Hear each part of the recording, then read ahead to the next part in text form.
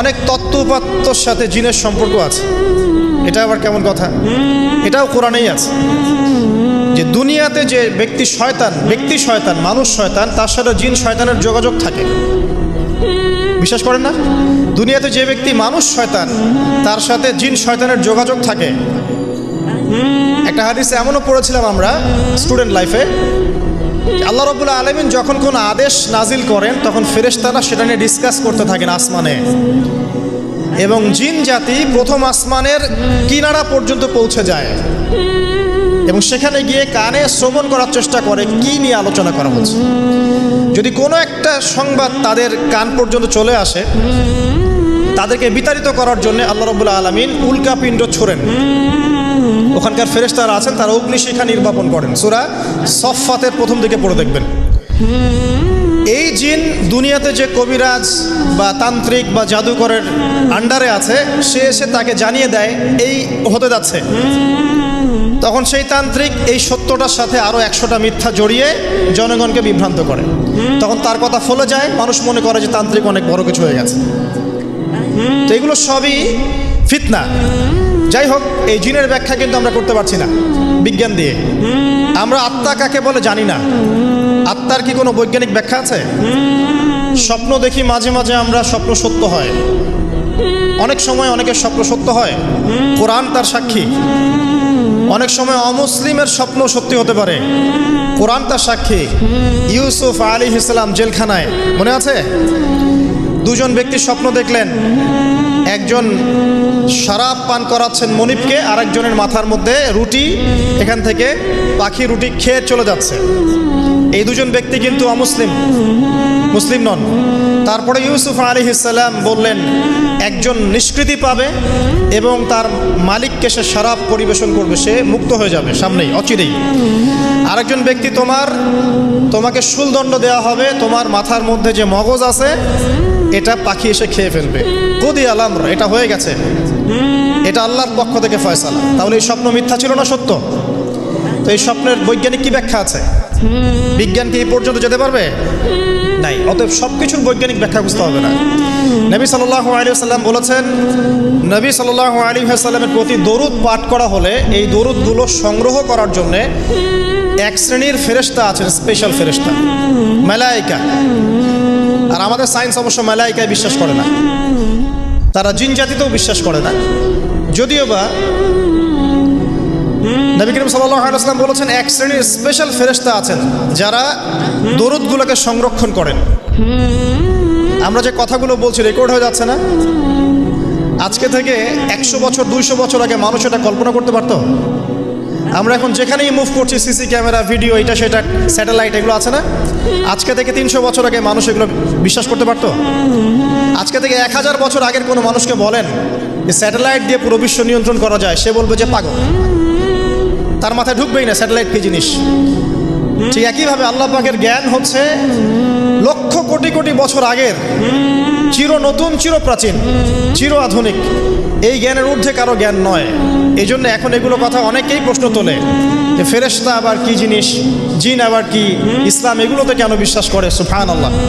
মানে তাদের বক্তব্য হচ্ছে ল্যাবরেটরিতে যেটা প্রমাণ করা যাবে না সেটার অস্তিত্ব নাই।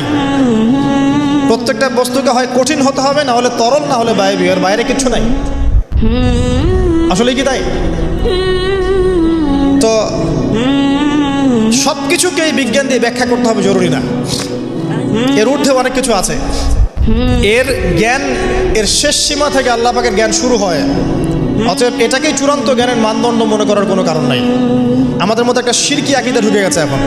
এটা একটা শিরকি আকীদা। সেটা হচ্ছে যে কোনো বিষয় যদি বৈজ্ঞানিকভাবে প্রমাণিত না হয়, কোরআন সুন্নাহয় থাকলেও মনে করি এটার অস্তিত্ব নাই। এটা আমাদের সাইকোলজিক্যাল সমস্যা। এখন এই জেনারেশনের বেশি সমস্যা, কারণ তারা পড়াশোনা করতে করতে মনে করছে সব কিছুকেই বিজ্ঞান দিয়ে প্রমাণ করতে হবে। তুমি তো তোমার আত্মাকেই প্রমাণ করতে পারবে না। একটা মানুষ হাঁটছে রাস্তা দিয়ে, পড়ে গেল, ডেড, এরকম হচ্ছে না? তাহলে কি এমন ছিল তার দেহের মধ্যে, বের হয়ে চলে গেল, সে ডেড? বলবে হৃদযন্ত্রের ক্রিয়া বন্ধ হয়ে মারা গেছে। তো ক্রিয়াটা বন্ধ হলো কিভাবে? কে হুকুম করলো? কার আদেশে বন্ধ হলো? কে নিয়ে গেল রূহটা, আত্মাটা? তো এগুলো তো ব্যাখ্যা করতে পারবে না। সো এই কনসেপ্ট থেকে বের হয়ে আসতে হবে যে প্রত্যেকটা বিষয় বিজ্ঞান দিয়ে প্রমাণ হলে পরেই বিশ্বাস করব, না হলে করব না, এটা ঠিক নয়। কোরআন এবং সুন্নাহ যা আছে এটা চূড়ান্ত, এর বাইরে যা আছে এটা যদি কোরআন সুন্নাহর সাথে মিলে যায় আমরা গ্রহণ করব, কোনো সমস্যা নেই। কিন্তু না মিললে আমরা কোশ্চিন কালো সেটা মানতে রাজি নই। আসুন, নবী করিম সাল্লাল্লাহু আলাইহি ওয়াসাল্লাম বলেছেন এক শ্রেণীর স্পেশাল ফেরেশতা আছেন, মালায়েকা, নূরের তৈরি, আলোর তৈরি, আলো দিয়ে তৈরি, নূর দিয়ে তৈরি, যারা নিঃসন্দেহে আলোর বেগের চেয়ে বেশি বেগে ভ্রমণ করতে পারেন, নিঃসন্দেহে। আচ্ছা, তো তারা স্পেশালি এই দরুদগুলোকে সংগ্রহ করেন, দরুদ এবং সালাম এটাকে সংগ্রহ করেন, করে নবী সাল্লাল্লাহু আলাইহি ওয়াসাল্লাম পর্যন্ত পৌঁছে দেন। এরপর আল্লাহ রাব্বুল আলামিন, আল্লাহ সুবহানাহু ওয়া তাআলার ইচ্ছায় নবী করিম সাল্লাল্লাহু আলাইহি ওয়াসাল্লাম এর জবাব দিয়ে থাকেন। একটু চিন্তা করেন যে আপনি মনে করেন আল্লাহ রাসূল সাল্লাল্লাহু আলাইহি ওয়াসাল্লামের দরজায় দাঁড়িয়ে আছেন, কথার কথা মনে করেন যে তিনি জীবিত আছেন, কথার কথা। আপনি তার বাড়ি চেনেন, তার বাসায় গেলেন, গিয়ে নক করলেন, গিয়ে নক করে বললেন আসসালামু আলাইকুম। এবার নবী সাল্লাল্লাহু আলাইহি ওয়াসাল্লাম ভিতর থেকে আপনাকে বললেন, কথার কথা ধরে নেন যে ওয়ালাইকুম আসসালাম। এর অর্থ কি? ওয়ালাইকুম আসসালাম অর্থ কি? আপনার উপরেও শান্তি বর্ষিত হোক। আচ্ছা, আবার মনে করেন আপনি বাসার ভিতরে আছেন, আপনার বাসায় নবীজি এসেছেন সাল্লাল্লাহু আলাইহি ওয়াসাল্লাম, কথার কথা।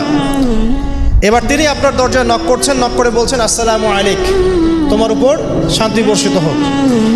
তো নবী সাল্লাল্লাহু আলাইহি ওয়াসাল্লামের এই যে দোয়া, তোমার উপরে শান্তি বর্ষিত হোক, এটা যে যত বেশি পাবে তার জীবনটা তত সুন্দর হবে না? অতএব যে ব্যক্তি যত বেশি দরুদ পাঠ করবে, যত বেশি সালাত প্রদান করবে নবী সাল্লাল্লাহু আলাইহি ওয়াসাল্লামকে, ইনশাআল্লাহ তাআলা সে সচ্ছল হবে, টেনশন ফ্রি থাকবে, সুখে শান্তিতে পৃথিবীতে বসবাস করবে ইনশাআল্লাহ। আর সুখ বলতে আমি শুধুমাত্র চাকচিক্য বোঝাচ্ছি না, বাড়ি গাড়ি স্ট্যাটাস বোঝাচ্ছি না। সুখী হওয়ার জন্য টাকা যথেষ্ট না। অনেক সময় দেখবেন কোটিপতি মানুষ সুখী নয়, একজন ভ্যান চালক সুখী। সুখ টাকা দিয়ে কেনা যায়? সুখ বলতে মনের সুখকে বোঝানো হচ্ছে। আল্লাহ পাক আমাদেরকে বোঝার তৌফিক দান করুন। আমি যেটা বলতে চাচ্ছিলাম, জুমার দিনে বেশি থেকে বেশি নবীর উপর দরুদ পাঠ করতে হবে। কোন দরুদ পাঠ করব? একটা সংক্ষিপ্ত দরুদ আছে, পড়তে পারি আল্লাহুম্মা সাল্লি ওয়া সাল্লিম আলা নবিয়িনা মুহাম্মদ, এটা পড়তে পারি। আরেকটা আছে আল্লাহুম্মা সাল্লি আলা মুহাম্মাদিন ওয়া সাল্লিম, এটা সংক্ষিপ্ত। আর যদি আপনার সামনে নবীর নাম উচ্চারণ করা হয় বলবেন সাল্লাল্লাহু আলাইহি ওয়াসাল্লাম।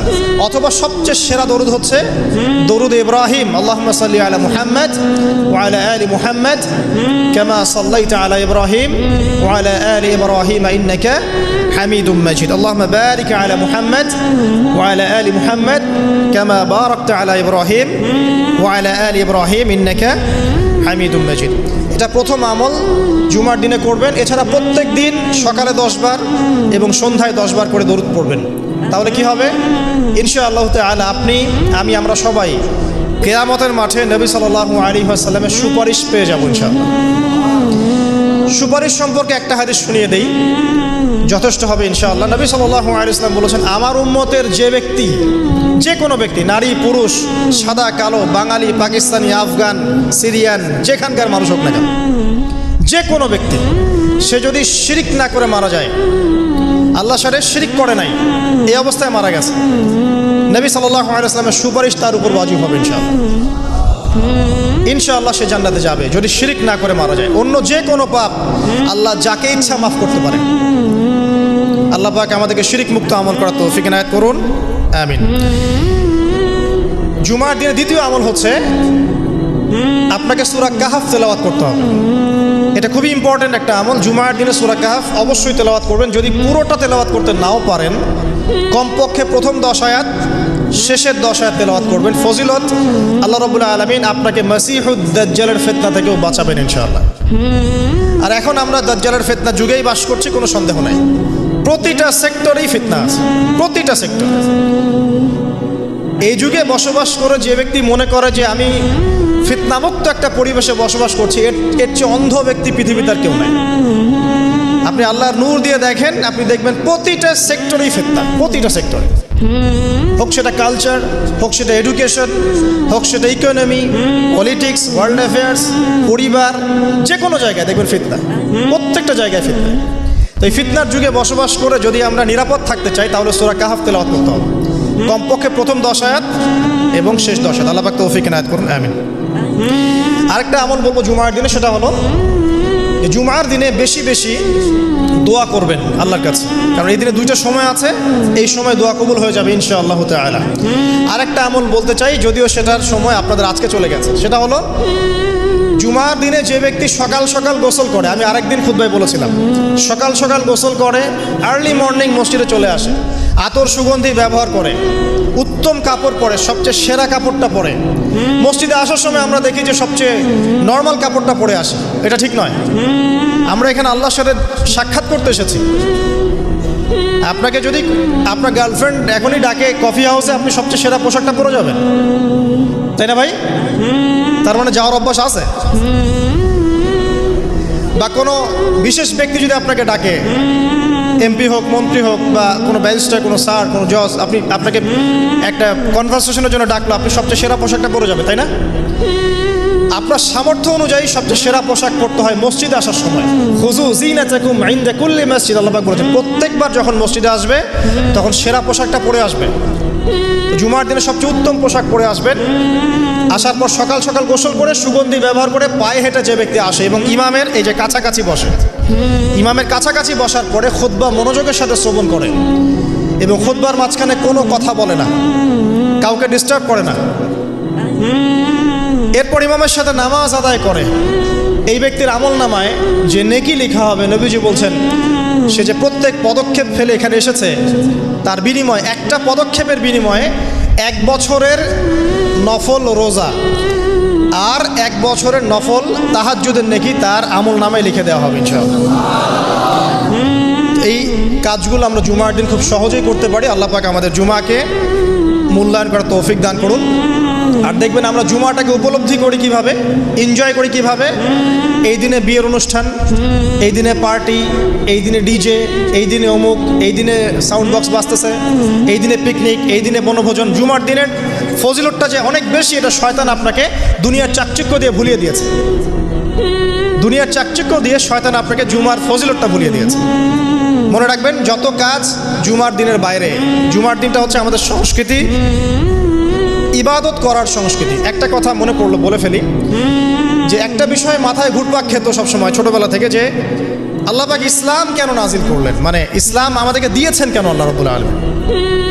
আমরা জানি এটা কমপ্লিট কোড অফ লাইফ, সব বিষয়ের সমাধান আছে, এভরিথিং ইজ অল রাইট, কিন্তু একটা মনের শান্তি পাওয়ার মতো উত্তর পাচ্ছিলাম না। উত্তরটা আমরা এই বয়সে এসে বুঝতে পারছি, সেটা হচ্ছে আল্লাহ পাক আমাদেরকে দ্বীন ইসলাম দিয়েছেন কি জন্য জানেন? যাতে আমরা জীবনটাকে উপভোগ করতে পারি, জানেন, যাতে করে আমরা জীবনটাকে উপভোগ করতে পারি এবং জীবনটা উপভোগ করে পরকালেও জান্নাত পেতে পারি। এখানকার প্রত্যেকটা হেদায়েত যেটা আল্লাহ দিয়েছেন ইসলামে, প্রত্যেকটা উপভোগ্য। দেখবেন আপনি ইসলামী পরিবার গড়েন, পরিবারটা আপনার সুকুন শান্তির জায়গা হবে। ইসলামী সমাজ গড়েন, সমাজটা শান্তির হবে। ইসলামী অর্থনীতি মেনে চলেন, দেখবেন আপনি ইকোনমিক লাইফে ভালো আছেন। ইসলামিক পোশাক পরেন, আপনি হ্যান্ডসাম থাকবেন। নবীর মতো ঘুমান, আপনার শরীর ভালো থাকবে। তার মতো খান, শরীর ভালো থাকবে। প্রতিটা বিষয় দেখবেন লাইফকে এনজয় করার জন্য দেওয়া হয়েছে। ইসলামের বাইরে গেলেই এমন কিছু আমাদের মধ্যে ঢুকে যাবে যেটা আমাদের দুনিয়াও ক্ষতি করবে, পরকালকেও নষ্ট করবে। আল্লাহ পাক আমাদের হেফাজত করুন, আমিন।